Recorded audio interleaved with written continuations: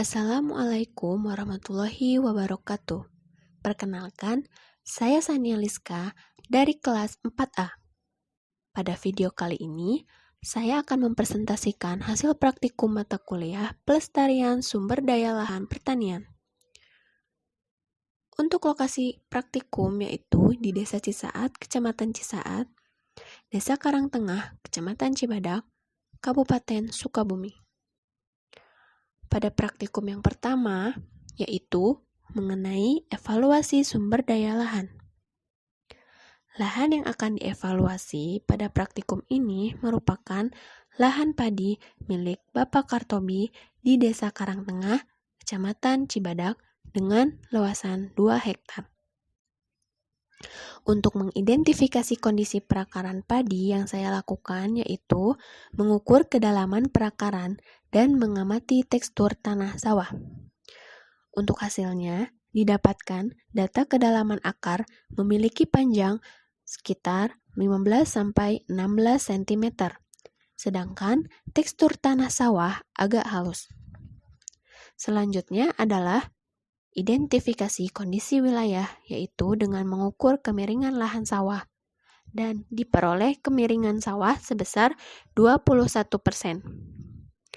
Maka, dari hasil identifikasi tersebut, dapat disimpulkan bahwa penilaian kesesuaian lahan sawah berdasar pada karakteristik kondisi perakaran dan kondisi wilayah, termasuk ke dalam lahan S3 dengan faktor SR.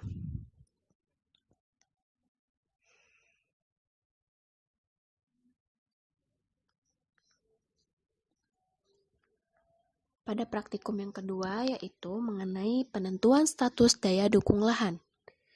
Dalam penentuan status daya dukung lahan ini, saya memperoleh data dari BPS Kecamatan Cibadak tahun 2020. Dari data tersebut, diperolehlah hasil ketersediaan lahan sebesar 2.655,376 hektar.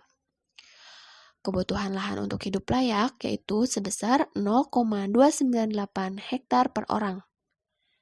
Sedangkan untuk kebutuhan lahan yaitu sebesar 7.415,73 hektar. Berdasarkan hasil perhitungan yang diperoleh di atas, ketersediaan lahan yaitu sebesar 2.655,376 hektar, sedangkan nilai kebutuhan lahan adalah sebesar 7.415,73 hektar. Dengan demikian, diperoleh nilai SL lebih kecil dari DL, atau ketersediaan lahan lebih kecil dari kebutuhan lahan. Maka, status daya dukung lahan dapat dinyatakan defisit atau terlampaui.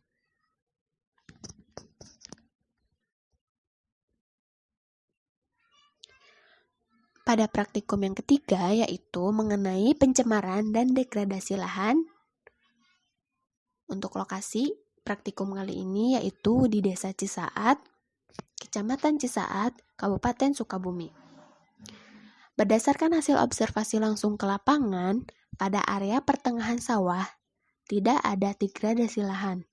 Namun, pada area sekitar tempat tinggal penduduk memiliki potensi terjadinya degradasi lahan, karena pada area tersebut banyak terjadinya pencemaran air maupun tanah yang disebabkan oleh perilaku penduduk tersebut. Akibat dari pencemaran tersebut, kualitas tanah berkurang, sehingga menyebabkan tanaman yang dibudidayakan mengalami penurunan produktivitas. Selain berasal dari aktivitas penduduk, juga terdapat sumber pencemaran yang menyebabkan degradasi lahan, yaitu adanya limbah cair tahu yang dibuang langsung ke saluran irigasi sawah di area sekitar pabrik tahu.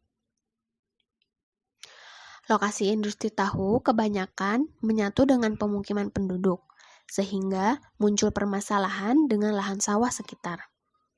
Industri tahu menghasilkan limbah cair yang dapat mengakibatkan pencemaran terhadap lingkungan.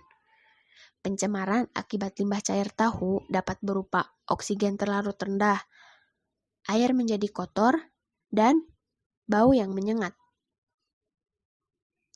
Menurut penuturan Bapak Hendra selaku Ketua Kelompok Tani Pada Asih di Desa Cisaat, bahwasannya tanah sawah yang terkena dampak aliran limbah cair tahu cenderung lebih masam dan membuat tanah menjadi lebih gelap dan sedikit berbau busuk.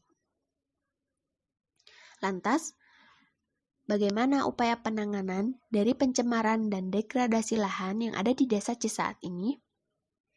Upayanya yang dapat dilakukan untuk menurunkan atau bahkan menghilangkan substansi toksis dalam air limbah cair tahu yang menyebabkan degradasi lahan di Desa Cisaat ini adalah yaitu dengan metode fitoremediasi.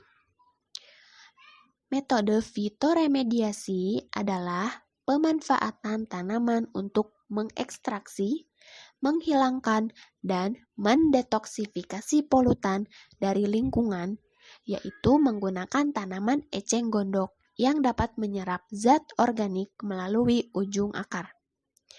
Eceng gondok dapat disebar di sekitar kubangan tempat pembuangan limbah cair tahu sampai ke aliran air yang digunakan sebagai irigasi pada lahan sawah. Eceng gondok ini memiliki keunggulan dapat menyerap senyawa nitrogen dan fosfor dari air yang tercemar, berpotensi untuk digunakan sebagai komponen utama pembersih air limbah dari berbagai industri dan rumah tangga. Mungkin cukup sekian hasil presentasi praktikum kali ini. Sekian dari saya, mohon maaf apabila terdapat kesalahan. Wabillahi taufiq wal hidayah. Wassalamualaikum warahmatullahi wabarakatuh.